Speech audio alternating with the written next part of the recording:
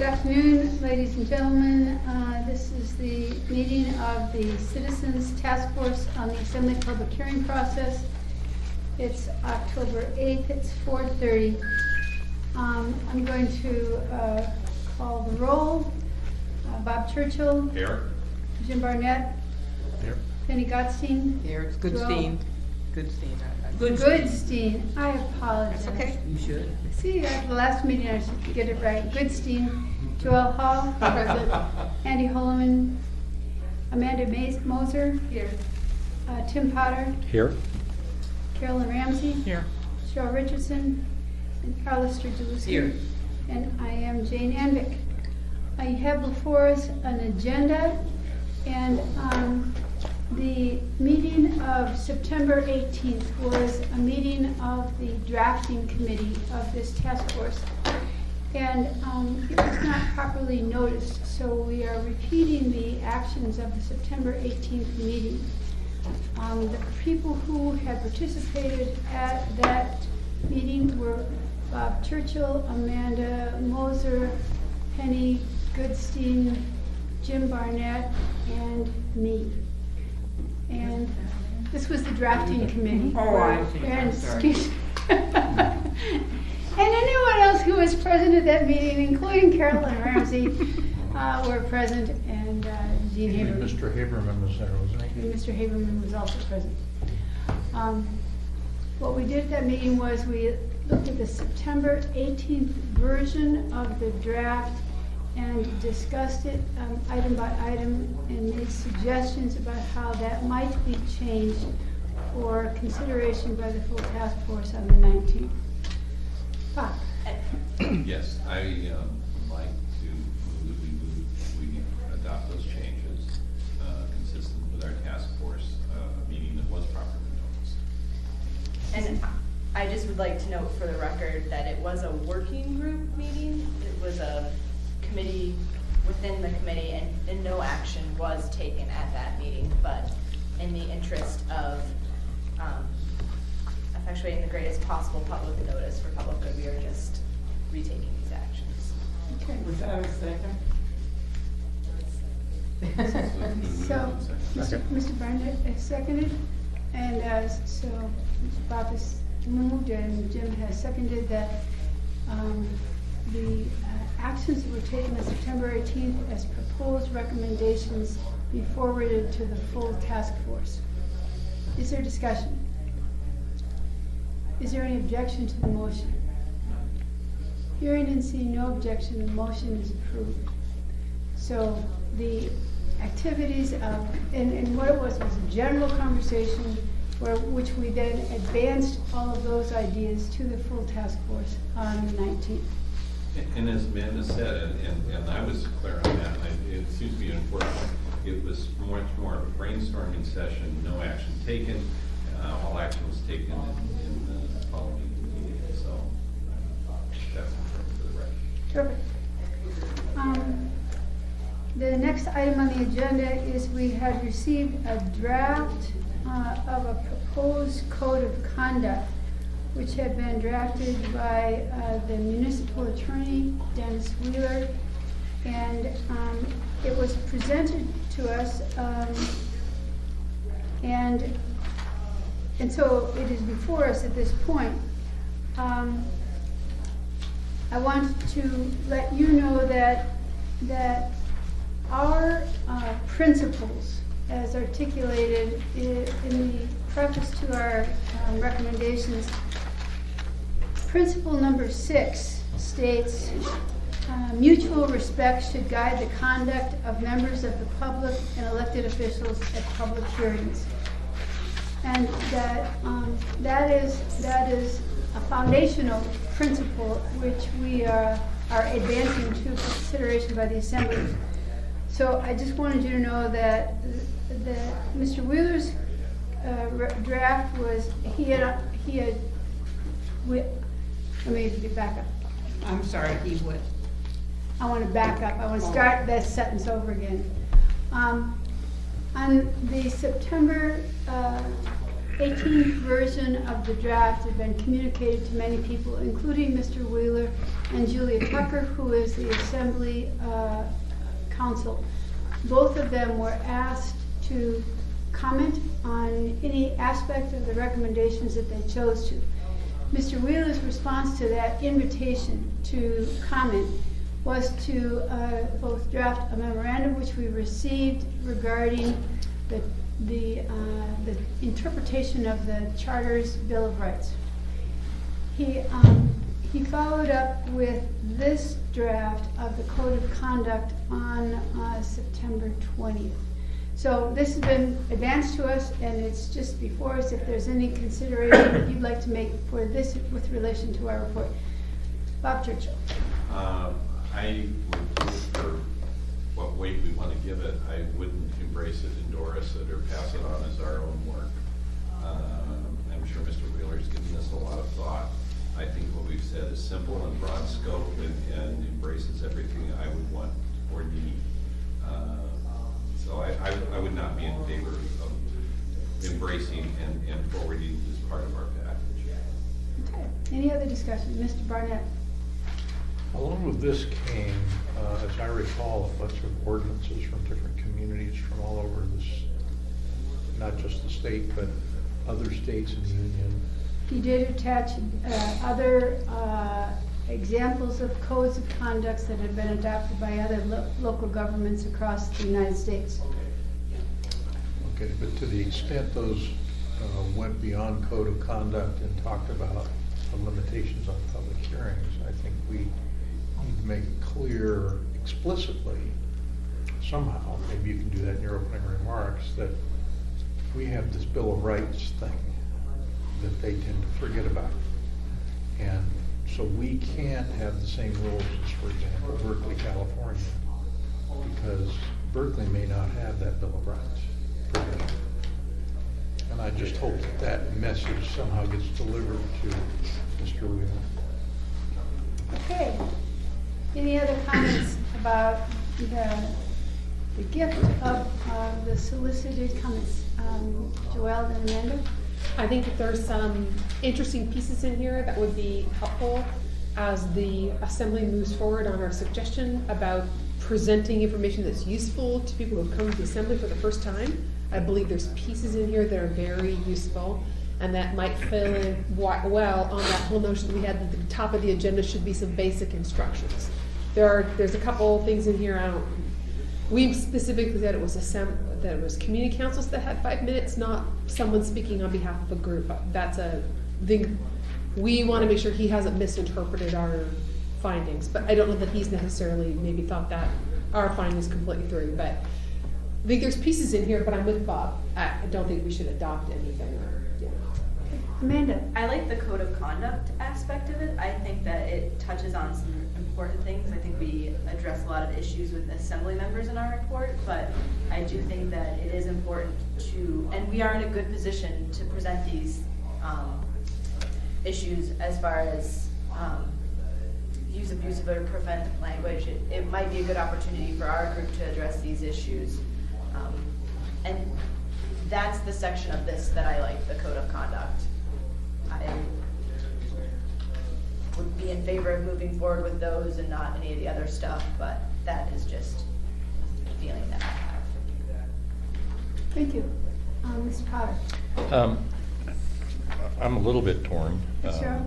I agree that with Joelle that I don't know that I necessarily want to take these forward as part of our recommendations, but as far as having an adopted code of conduct that specifically identifies, like the list here is, I think that's a good start on a list, and maybe even all inclusive of what a list would be from us. Also of note is that there's an indication that a light in front of you will signal you when your time is up. It turns from green to red. Actually, I think there's an intermediate amber light that they finally got working again. That as long as we're going to try and explain to the public what's going to happen, it should be realistically what does happen. Sure. Thank you. Carol? I'm gonna throw in, I don't My personal opinion of the code of conduct is it's way too wordy and way too finger pointy. And I'm really happy with just number 6. It says mutual respect should guide the conduct of members of the public and elected officials at public hearings. I think that's pretty plain, personal opinion. See, to me, the beauty in what we've done is how broad scope and simple, easy to understand it is. And that's what I think is just fabulous. That's most of the feedback I've gotten from people on the street.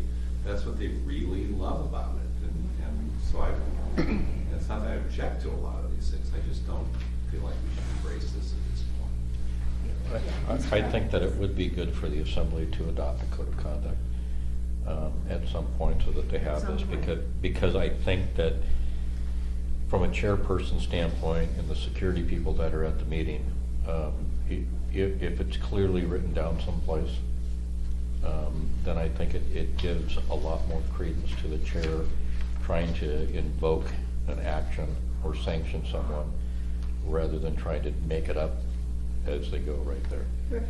Arliss?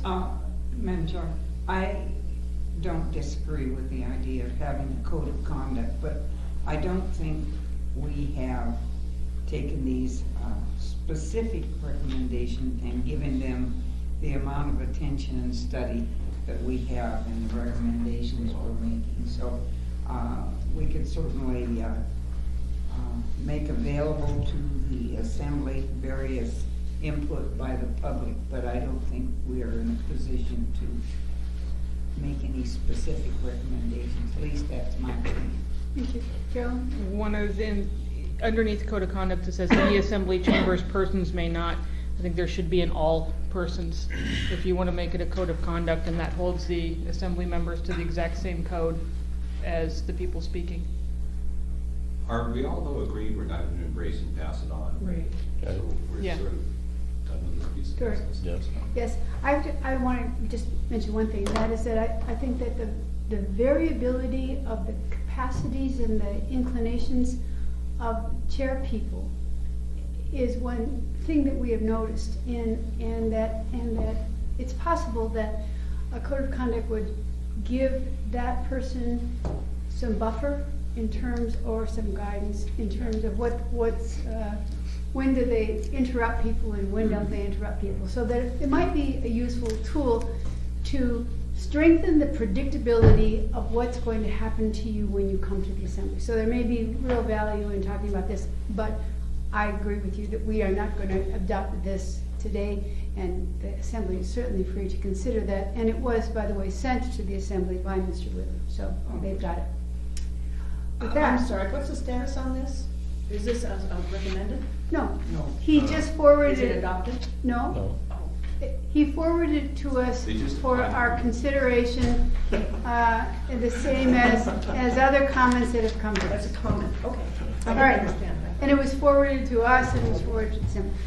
All right, what I have now is, item number 5 on our agenda is the final acceptance of the recommendations of October 8th to this committee. So moved. So moved. Amanda? Second, third. I just wanted to make a quick point before we move forward. I know that there's been some emails going out this afternoon regarding the dais and the structure of it. I think it's really important that as our group moves forward, we don't discuss the nature of that, because it can bring some security concerns. And we can maybe just suggest to add the paint. What? Right Security now, concern? I want you to know what the recommendations say about that. And it says, They should look at it. on page 7, item 7, D as in David, strategies should be explored to lower the height of the dais where the assembly is seated. Options may include altering the first row of the chamber to locate the assembly on the same level as the public, or painting the dais in a different color to change the visual effect. And I I- just want you to know that's in there. I know, and I'm okay with that, but I think that is important just to have the conversation, that if our group moves forward and has a public That's conversation. it. That's what our group is saying is what I just read. Yep. And I'm just. Okay, it was moved by, who got the? Jim By moved, I Jim, seconded. and Bob seconded the adoption of the recommendations that are before you, identified as recommendations October 8th. Is there any discussion? Damn fine one. Second. Amanda. I move to recuse myself on section 9. Amanda has moved to recuse herself on section 9. Is there a second? Yes, Motion? I'll second. It's been moved in second. Is there any objection to that motion? Hearing and seeing no objection, Amanda is recused from section 9. Thank you. Any other topics of discussion about the recommendations before you? I have only one thing to say, and that is all people in this room have fingerprints on this document. Come on, everyone. And that this was a group effort, and it was my privilege to work with each and every one of you. But this is ours. And in my comments to the assembly, I am going to tell them this is our work, and we are available to help you in any way you need to be able to implement any piece of it. Mr. Barnett. Well, I'd just like to speak, I'm sure, not just for myself, every other member of our little group, how much we've appreciated working with you and your Yes. leadership and guidance and considerable additional effort. And I would like to commend you for your job. You bet, absolutely. When I was very young, and I was And foolish. very young and foolish, and I was elected to the Anchorage Charter Commission, it was Arlis Sturgeluski who taught me that if you write the draft and if you take the minutes, you have the capacity to get some kind of an outcome that might look something like what you really want to have happen. So this was a lesson learned at the knees of this giant long ago. Well, I'll just hope that the current assembly appreciates that we had 2 charter commission members on our little group, Yes. among other things, I'd among say- the fine number And of people who are here. surprisingly, it's worked pretty well. Further comments? I just wanted to add, Jane, thank you very much. Maybe you'll sleep at night now, so you're not sending out emails on whoever's machine at 2 o'clock in the morning. That was right. But I really appreciated the group, and I know some of the people here from a variety of different past experiences and involvement, and not always in agreement with everybody here. But it's been a real proof positive that when you get a diverse group together and you do let everybody speak their mind, a better thing comes out of it. So, thank you all. Madam Chair, I would just say that I'm not quite as forceful as I was some years ago, but I was impressed at the effort that people made to be at meetings, to be on time, and to participate. I think we've been very fortunate. I appreciate your leadership, but I also appreciate the fact that people were there, they were interested and participatory. So I hope this is well received. And Arliss, not to embarrass you, but I know your presence on this committee led credibility to such a huge segment. But yeah, and people, once they heard you were on the committee, were going, well, yeah, okay. I think for many reasons, not only your contribution, but your mere presence was impressive. Thank you. Further discussion on the motion? I'm ready to vote. All those in Twice. favor, please indicate by raising your hand and saying yes. Yes. Yes. Right. Those opposed? The motion is adopted. Thank you very much. We have now audience participation. Mr. Haberman, would you like to chat with us? I have one question right now concerning the announcement for this meeting that was on the website. When was it decided to put the announcement on for, I noticed I saw an announcement date of the 4th for this meeting on the community website. And what encouraged you, who wrote that little caption exactly what this meeting is? Isn't that an information request rather than audience participation? Amanda, please tell them whatever the answer is. I wrote the notice and I sent it to another staff member within the office, and I requested that that staff member post it to the website. And what- I reviewed it. Okay, and what encouraged, who, obviously you had a meeting, a result of the 18th meeting, who did you discuss to encourage, to make the motion to hold the meeting today? Madam Chair, I would renew my request. This is an information request It's not that needs to be, information. let me finish, Mr. Haberman, let me finish. We've been more than charitable to listening to you over these meetings. And I would ask that Mr. Haberman have the courtesy to put his questions and concerns in writing, and we'll respond and such.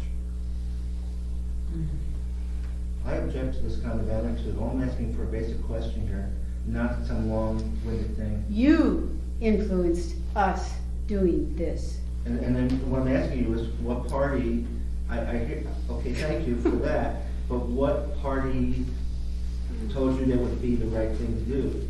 Within No, city attorney or? golly gee, the adults in the room figured out it would be a good thing to It was just do. among your group here that decided to Okay. not buy any city attorney or any unique representative. That's Nope, all thank I'm you very asking. much. All right, you guys, we're gonna go and make a presentation to the assembly, yes. The front two rows on the right-hand side, if you're looking at the dais, are reserved, they're signed to the task force members. And it is my understanding that the body will make a motion to change the order of the day after they complete the consent agenda and call for the citizens task force. So I anticipate it'll happen between 5:30 and 6. Okay, and my goal is, I'm going to, talk, but I want to introduce you to them, and I'm gonna ask you to stand, and I'm going to introduce you each.